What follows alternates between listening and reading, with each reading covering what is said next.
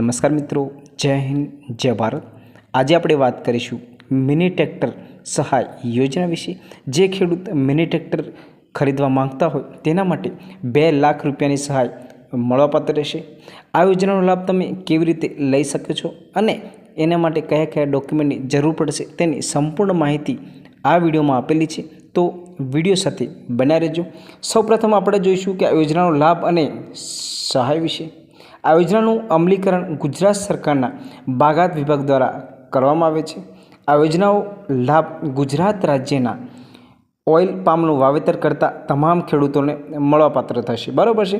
ત્યાર પછી 20 HP સુધીના ટ્રોલી સાથે ટ્રેક્ટર ખરીદી માટે કુલ ખર્ચની વાત કરીએ, કુલ ખર્ચના 40% અથવા વધુમાં વધુ 2 લાખ સુધી સહાય મળવાપાત્ર રહેશે।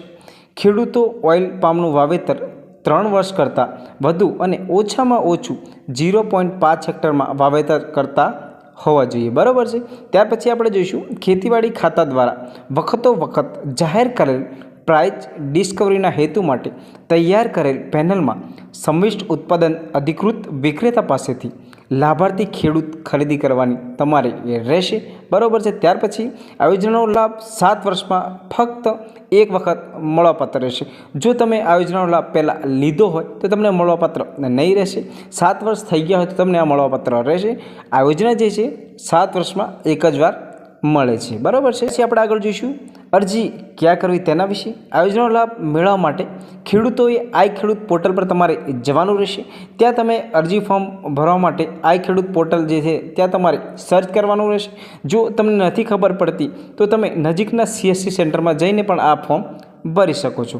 વર્ષ 24-25 માટે તારીખ 18/8/2024થી 30/9/2024 સુધી ઓનલાઈન ફોર્મ ભરવાનું રહેશે। મતલબ કે 18/8/2024થી લઈને 30/9/2000 સુધી ઓનલાઈન તમે ફોર્મ ભરી શકો છો। ઓનલાઈન ફોર્મ ભર્યા પછી તેમની પ્રિન્ટ કાઢી તમારા જે જિલ્લા આવેલા નિયામક બાગાયત કચેરી હોય છે તેમાં તમારે 7 દિવસની અંદર જમા કરવાની રહેશે। મતલબ કે તમે CSC સેન્ટરમાં જશો, યોજનાનું ફોર્મ ભર્યા પછી તમારે 7 દિવસની અંદર જે પ્રિન્ટ મળશે તે તમારે જમા કરાવવાની રહેશે, બરાબર છે। ત્યાર પછી આપણે જોઈશું જરૂરી ડોક્યુમેન્ટ વિશે। સૌપ્રથમ તો તમારે રેશન કાર્ડની જરૂર પડશે। ત્યાર પછી આધાર કાર્ડ, ગામનો નમૂનો મતલબ કે 7/12 જે નકલ હોય છે તેની જરૂર પડશે। જાતિનો દાખલો, SC ST માટે હોય તો જાતિનો દાખલો લેવા, બરાબર છે। અને કોઈ દિવ્યાંગ હોય તો તમારે દિવ્યાંગનું પ્રમાણપત્ર મૂકવાનું રહેશે।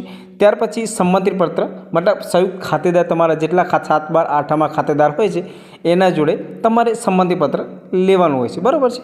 જો તમને વિડીયો ગમ્યો હોય તો વિડીયોને લાઇક અને સબસ્ક્રાઈબ જરૂર કરી દેજો। જય શ્રી રામ।